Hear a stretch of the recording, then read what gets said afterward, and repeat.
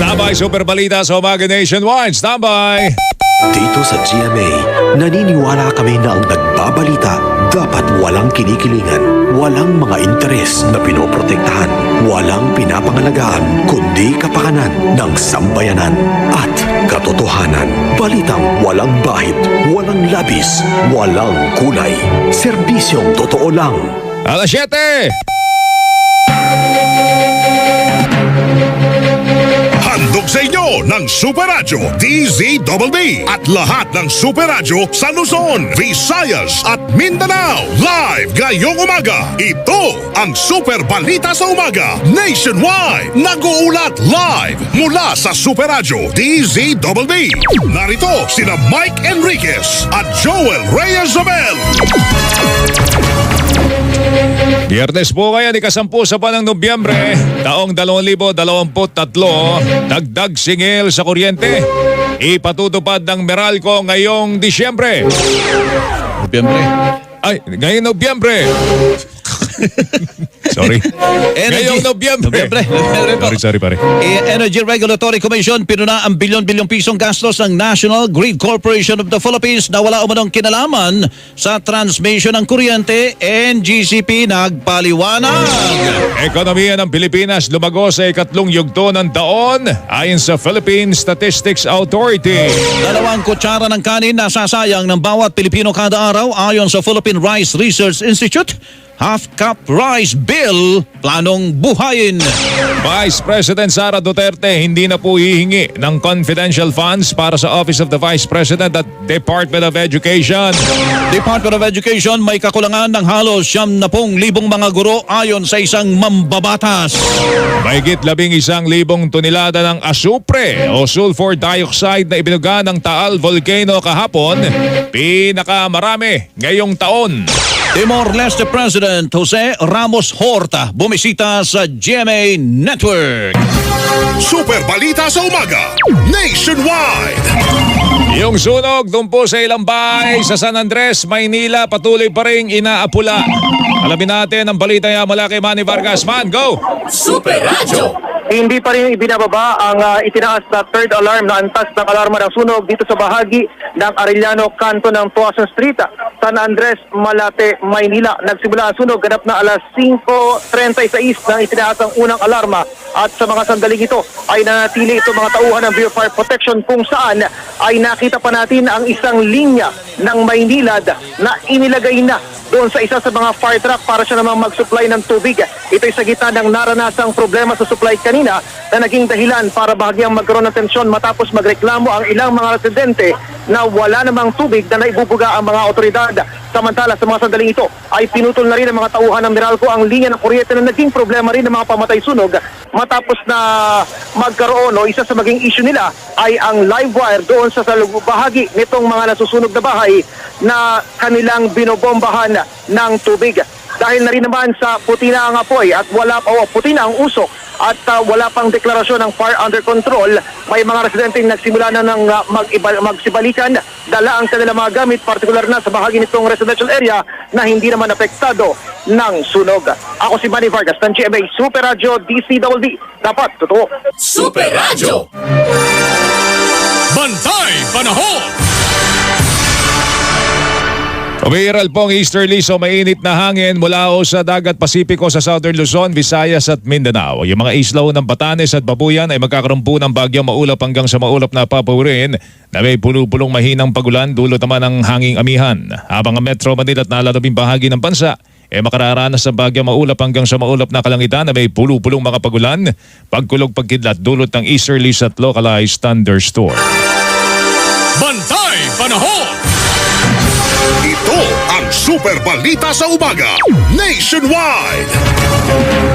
Magpapatupad ng dagdag sigil sa kuryente ang Meralco ngayong buwan ng Nobyembre. Sa abiso po ng Meralco, 23 centavos per kilowatt hour ang kanilang magiging dagdag singil.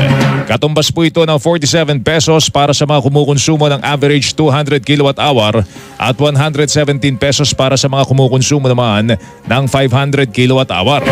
Ayon po sa Meralco, ang dagdag singil ay dulot po ng mas mataas na transmission charge na umakyat po ng 12 centavos per kilowatt hour para para sa mga residential customer. Punsod po ito ng mas mahal na ancillary service charges ng National Grid Corporation of the Philippines para sa regulating reserves. We will need backup in case of the unforeseen. Tumaas siya ng almost fourfold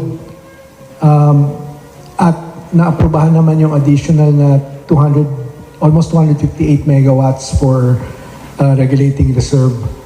So ito, nagagamit usually ng system kung magkakaproblema at kukulangin. Kailangan may reserva yung grid para pag biglang kinailangan mo or biglang isang power plant mawala, may papalit. Tinig po yan ni na Jos Aldariaga, tagapagsalita ng Meralco, at si Larry Fernandez, Utility Economics Head ng Meralco. Sinabi pa ng Meralco na nagtaas din ang generation charge na dulot po ng mas mataas na presyo ng kuryente sa wholesale electricity spot market at mga independent power producer. Samantala, posible namang umanong bumaba ang singil sa kuryente sa susunod na buwan kung kailan mas malamig na ang panahon. When you have better supply and lower demand, that will usually lead to lower charges. So that's what we're hoping will happen for December. Tinig po yan ni Larry Fernandez, Utility Economics Head ng Meralco. Super Radio. Meralco nagbigay po ng tips para makatipid sa konsumo sa kuryente kung meron pa tayong titipirin. Mark Bakalalad. Mark, pasok!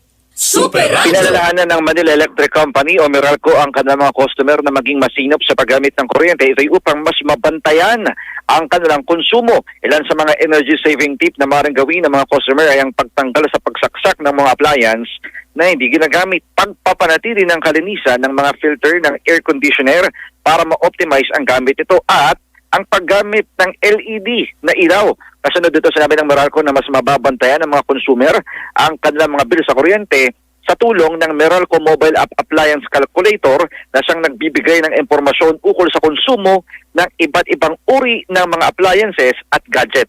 Ang inyong kapuso Mark Makalalad ng GMA Super Radio DZBB, dapat totoo. Super Radio. Samantala, ang MMDA patuloy po sa paghuli ng mga motoristang hindi otorisadong dumaan dyan sa EDSA Busway. Balita din sa atin ni James Agustin, GMA Integrated News. James, pasok! Super Radio. Kuya Joel, ilang motorcycle riders nga maging empleyado ng gobyerno na dumaan sa EDSA Busway ang natikita sa operasyon ng MMDA ngayong umaga dito sa area ng Cubao. Walang kawalang ilang motorcycle rider na dumaan sa EDSA Busway kahit mahigpit itong ipinagbabawal. Pinara sila ng mga tauhan ng MMDA New Task Force Special Operations Unit. May isang motorsiklo pa nga na tatlo ang sakay pero tinakasan ng mga operatiba. Nahabol naman siya pero tumalon na raw ang dalawang kasamahan niya. Huli rin ng ilang four-wheel vehicles ang dalawa empleyado pa ng gobyerno tulad ng Department of Agriculture at DILG. Inisyuhan ng mga nahuli ng Uniform Ordinance Violation Receipt. Sa ngayon ay 1,000 piso ang multa. Pero sa darating na Lunes po, epektibo na ang mas mataas na multa. 5,000 pesos para sa unang paglabat, 10,000 pesos naman sa ikalawang paglabat. Dagdag dyan na isang buwan masususpende ang driver's license at kinakailangang sumailalim sa road safety seminar. Ayon sa MMDA, mas pinaiksing nilang operasyon ngayong linggo at kahit panay ang paalala nila sa mga motorista, ay marami pa rin hindi sumusunod. Sa ngayon ay nagpapatuloy operasyon nila dito sa area ng Cubao at nasa 37 na yung natikita ng mga motorista. 10 dyan ay four-wheel vehicles habang karamihan naman ay mga motorcycle riders. And yung latest mula rito sa Quezon City, ako po si James Agustin ng GMA Integrated News para sa Super Radio DZBB. Dapat totoo. Super Radio. 9 na minuto na po makalipas ang ikapito ng umaga. Nais ng National Grid Corporation of the Philippines o NGCP na singilin sa mga consumer ng halos 150 bilyong pisong gastos para sa kanilang mga proyekto. Para yan sa mga proyekto ng NGCP mula 2016 hanggang 2020. Ngunit pinalagan ito ng Energy Regulatory Commission o ERC at 81 billion pesos lamang dapat umano ang singilin ng NGCP. Ipiniliwanag ng ERC na hindi naman pwedeng singilin ng NGCP ang mga proyekto na hindi pa napakikinabangan. Mula 2016 hanggang 2022, nais ng NGCP na umabot sa 387 billion pesos ang kanilang tinatawag na allowable revenue, kasama ang kita pati ang pagbawi nila sa gastos. Ngunit sinabi ng ERC na dapat ay higit 183 billion pesos lamang ito. Inihayag naman ng NGCP na dapat itinakda na ng ERC ang mga panuntunan noong pang 2014 at sinusundan lang nila ang mga pinayagan sa huling regulatory reset noong 2009. Abinado naman ng ERC na naantala na ang proseso sa pagtatakda ng bagong taripa. Ibinigyan ng ERC ang NGCP ng 15 araw para magkomento bago malaman kung may refund o wala sa transmission charges na sinisingil ng NGCP. Super Radyo. Pinuna din ng Energy Regulatory Commission ang umano'y sobrang paggastos ng National Grid Corporation of the Philippines NGCP na ipinapasa sa mga consumer kahit walang kinalaman sa transmission ng kuryente. Batay po sa initial audit ng ERC, mahigit sa 3.7 billion pesos ang sobrang gastos ng NGCP mula 2016 hanggang 2020. Kabilang na rito ang mga sumusunod: 1.4 billion para sa public relations, 800 million para sa entertainment, 33 million para sa charitable institutions, at 940 million para sa COVID-19 donations. Kailangan binabalik mo sa tao yung kinikita mo. Tama po yun, we agree. Pero hindi mo dapat kubrahin ulit yung binalik mo, di ba? Kasi paano mo binalik kung actually kinolekta mo din sa kanya yung pinang-donate mo ng COVID-19 or pinampatayo mo ng project? Ayos. Donasyon natin pala yan. Ayuda galing kay Melo Del Prado.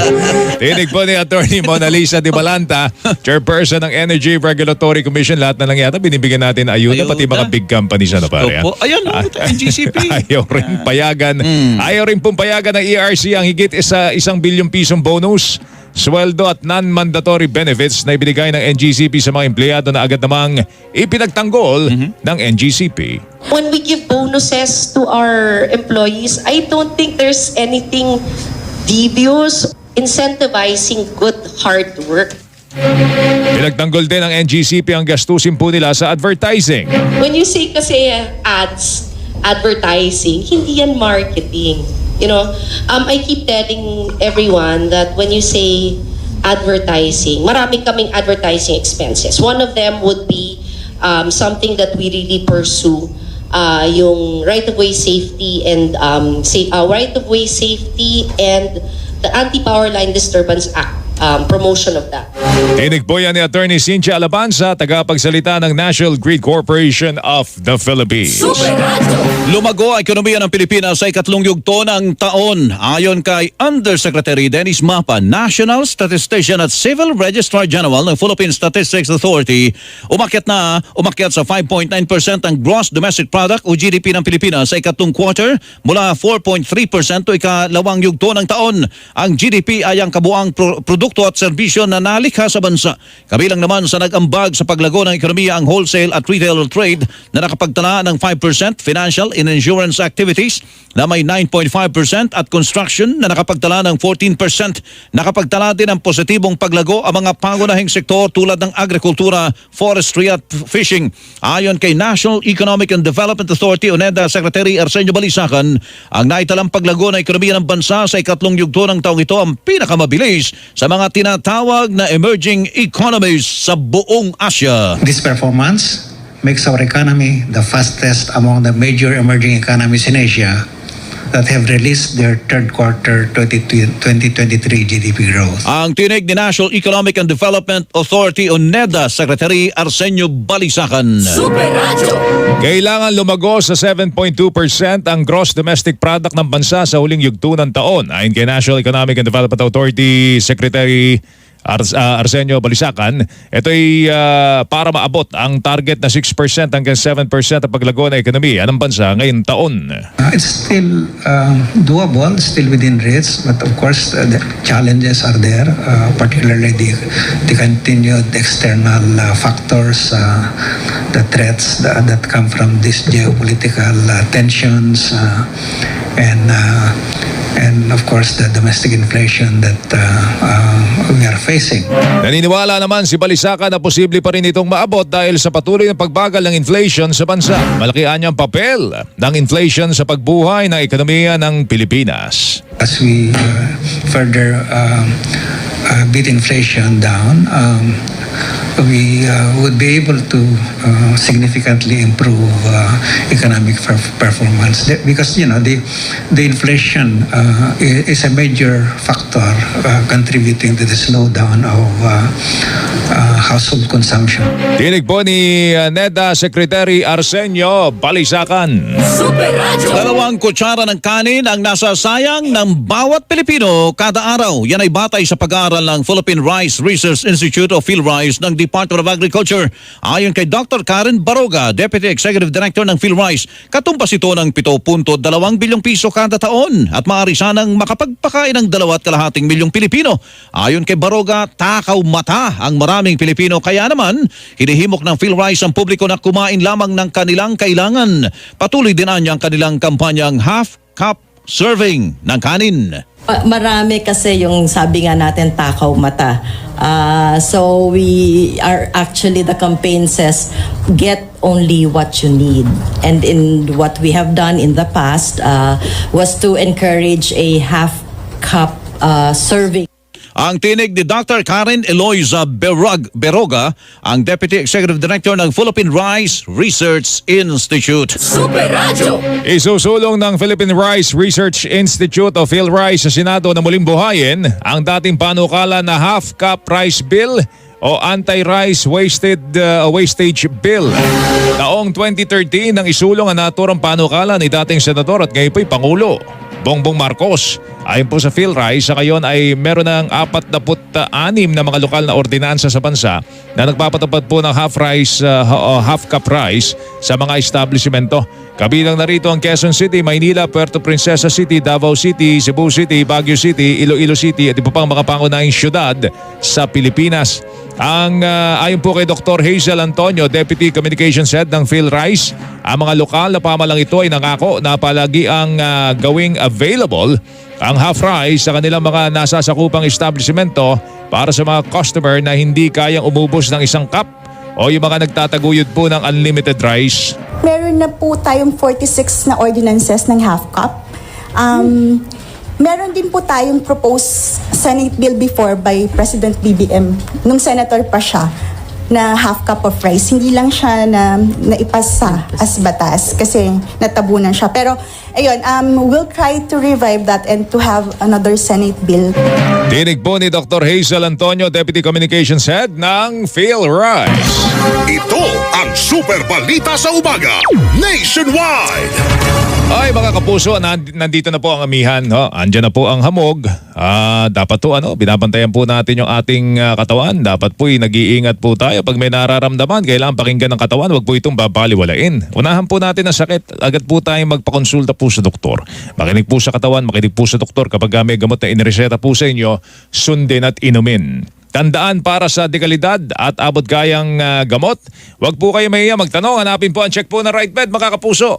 Para sa listahan ng mga produktong RightMed, bisitahin kanilang Facebook page, website, www.rightmed.com.ph. If symptoms persist, consult your doctor. Yung mga ka-RightMed po natin dyan sa lungsod po ng Tabaco, sa halagang 150 pesos, pwede na kayo magpa-check up po sa doktor. Bisitahin po ang JMed Pharmacy sa Siga Avenue, lungsod ng Tabaco. Ang oras, alas 7:18. Radyo na! TV pa! Kortesiya na! Disiplina pa! Super Radio number 1. Mga kapuso, gusto nyo bang makatipid sa binabayarang bill ng kuryente? Ito ang ilang kuryentipid tips. Buksan ang mga bintana at hawiin ang mga kurtina upang makapasok ang hangin sa bahay. Bunutin sa pagkakasaksak ang appliances na hindi ginagamit. Huwag iwanang nakabukas ang ilaw na hindi ginagamit. Kung bibili ng appliances, tiyaking energy efficient ito o mababa ang makukonsumong kuryente. Gumamit ng mga LED o energy efficient na bumbilya. Kung gagamitin ng aircon, itakda ang thermostat nito sa 25 degrees Celsius. Magkuryentipid na tayo, mga kapuso.